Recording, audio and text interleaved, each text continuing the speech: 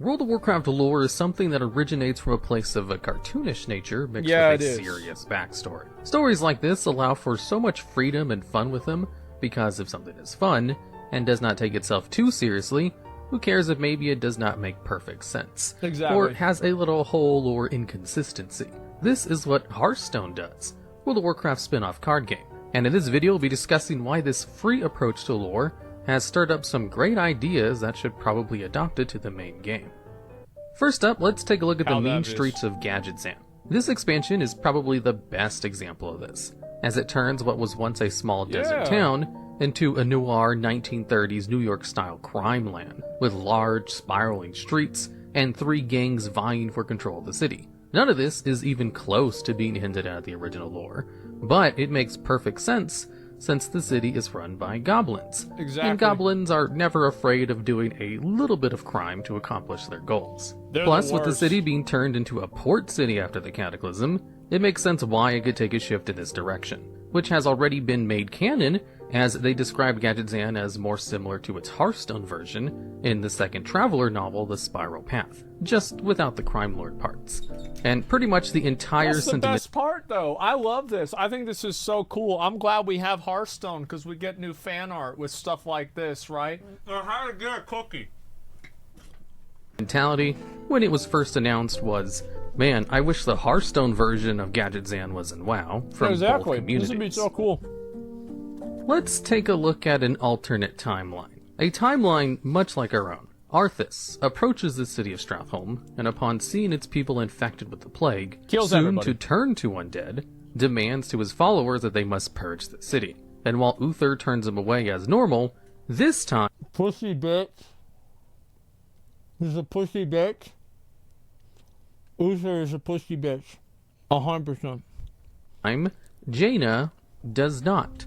And with this single altercation, the world turns on its head. Jaina joins Arthas along his journey for vengeance, her too becoming corrupted, for the forces that be of Northrend, and together they are a force no one may stand against. And so we get a whole bunch of cool Death Knight versions of the playable heroes for each class. Damn, as this one Jaina? change altered the timeline enough where they almost win, until the player stops the Death Knights in the raid solo adventure. Blizzard did another alt-timeline expansion with Outland. In this timeline, the Legion defeat has left them scattered and crumbling to bits, much like the very world they reside on.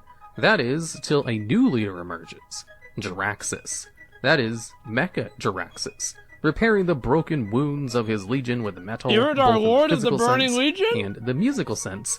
With these, he has formed a new Legion, one as filled to the brim with demons and augmented with mechanical parts, piloting massive fell machinery named the Rusted Legion, an army of flesh and drone. But the Legion is not the only ones replacing their mortal flesh with mechanical enchantments. Like the Mechanomes, many in this war-torn land became prime.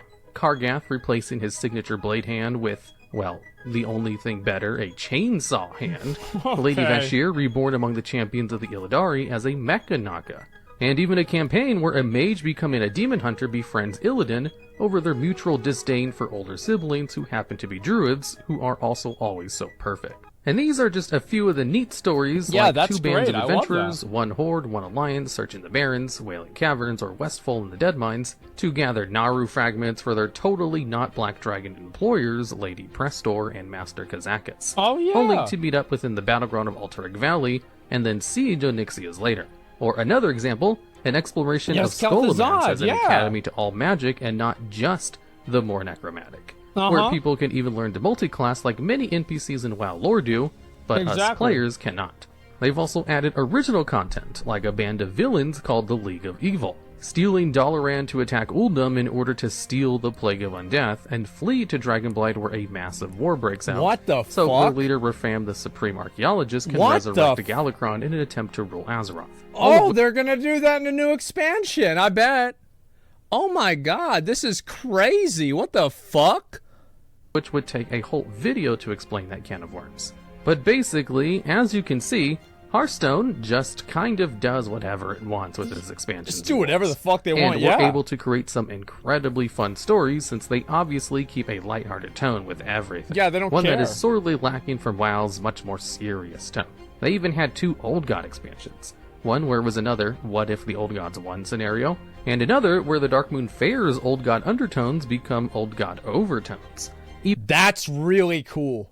To take like a meme from the community and then turn it into an entire expansion.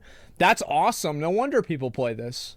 Even giving canonical appearances of 2 of the old gods in the process before World of Warcraft did. So, you may be asking at this point, yeah, all this sounds neat, but what does this have to do with WoW's lore? Well, let me tell you that, my dear viewer. What I'm saying is that they should just straight up copy as much of Hearthstone's lore as possible for side quests and non-major lore events. WoW's core story is always going to be some kind of world-ending threat, and people freaked out when Mista Pandaria came out because they couldn't take pandas seriously. But WoW players are pretty okay with silly quests being in side quests or inside zones. I think so too. Just look at how many poop quests there are in the game. There are literally a couple added every single expansion. There are so many neat ideas in Hearthstone just waiting to be adopted, but they can't be easily added because the main story just doesn't go to their locations. And a lot of them take place in the old world. So, if they were to ever have an expansion focusing on the old world, maybe we could see a little more Hearthstone stories being adapted. Even if I would love to see this. This is the first boss in Freehold, for example. It looks a lot like him, at least. Like, I would love this. This would be great.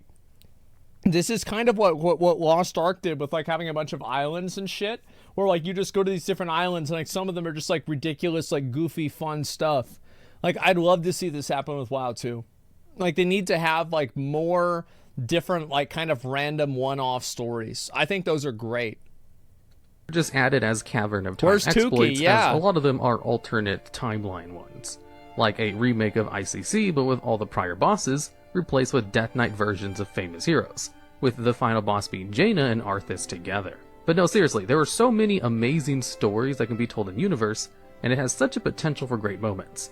And while it's a hard debate in the community what is and is not good stories these days, it's safe to say World of Warcraft does the best when it tells a great story that does not take itself too seriously. Agree. It's the thing is, like, the stories in WoW that are really good are the ones that are pretty much black and white, and they're simple.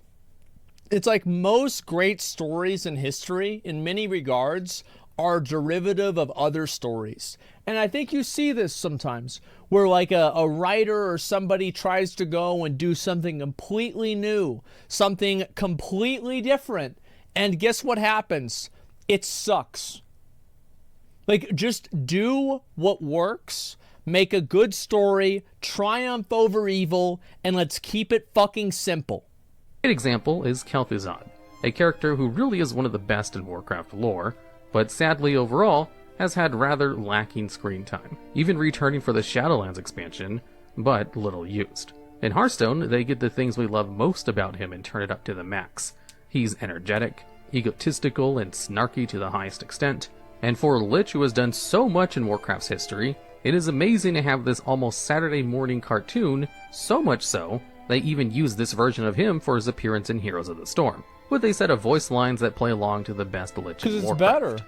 How dare you poke the Arch-Lich of Naxxramas, Lich Lord of the Plaguelands, Commander of the Dread Necropolis, Master and Founder of the Cult of the Damned, formerly of the Council of Six, Summoner of Archimond the Defiler, the Betrayer of Humanity, That's the axe. Hearthstone enthusiast, and Major Domo to the Lich King himself, Kel'Thu freaking Zud! Oh, wait. I forgot Creator of the Abomination. Can we take it again from the top? What do you mean, no? Okay, dude. But I'm taking your soul for this. It is a shame that villains in World of Warcraft constantly need to be dark, brooding, and serious with extreme plans. I think it's fine if they're dark, brooding, and serious with extreme plans. But we have to know what those plans actually are. Instead of the Skeletor-type villains we get with Heroes of the Storm. Kel'Thu freaking Zod. Overall, I actually am not, like, a huge fan of, like, comic book villain level villains, right? Like, I think a really good middle ground is... So, like, it's like, it's too much. A really good middle ground, I would say, is that like Dio from JoJo's Bizarre Adventure. Dio is a comic book villain, but he never completely goes over the line. There's always, he's the worst, he's pure evil, he's an asshole, right? But it's like, yeah, Denathrius, right? Denathrius is probably the closest thing that we have, right? Where he's basically a comic book villain, but it's not like the breaking the fourth wall Deadpool type thing, which is, I think that's the best. I like that the most. It is great to have an emotional and serious story moments, but a nice mix of serious storytelling and cartoony style is a great way to tell a story too. Serious natures and emotions hit far harder when you least expect them, and trying to be serious all the time takes away from this. Alright, and that's the video. We have an unknown side of WoW video on Hearthstone things in WoW coming soon, so check that out. I'm excited also, about there's a that. playlist of all the other Hearthstone trailers, including This the is one seen in cool. this video, in the I've only description if seen you a want to see them handful all of these, yourself. so this is kind of And cool lastly, to see. we have a Hearthstone channel that has nothing to do with lore. But if you like the game and the top 10s on this I've never channel, played Hearthstone it's basically before. the same thing but over there. Links to that channel will be the end of the video right now. I might watch through those. Not today. I've got so many other things to watch through. I'm not gonna do it right now. I know Cora tried to get me to play Hearthstone with her all the time, and I never did because the thing is, man, I used to play Magic the Gathering a lot. I loved Magic the Gathering. It was the best. Maiton, thanks very much for the 5 subs, man. I appreciate it. Thanks a lot, dude. Thank you, thank you, thank you. So Hearthstone War is amazing. I think it's fun. Maybe one day I'll play Hearthstone and just try it out because I feel like, yeah, I mean, like, why not? I think that's the best way to say it. Why the fuck not? It could be interesting to see. I agree with a lot of sentiment in my video. Fun villains are more entertaining. I'd rather enjoy Dashara. Exactly. And like, that's the thing is, I don't think you should have villains that break the fourth wall. Like, I feel like that's boring. Because, like, nowadays, everybody tries to emulate Deadpool. Like, or not everybody, but like a lot of people try to emulate Deadpool. And I just find it to be tiresome. Yeah, I find it to be tiresome. Like, that's really what it comes down to. So, I don't know. I hope they don't do that too much.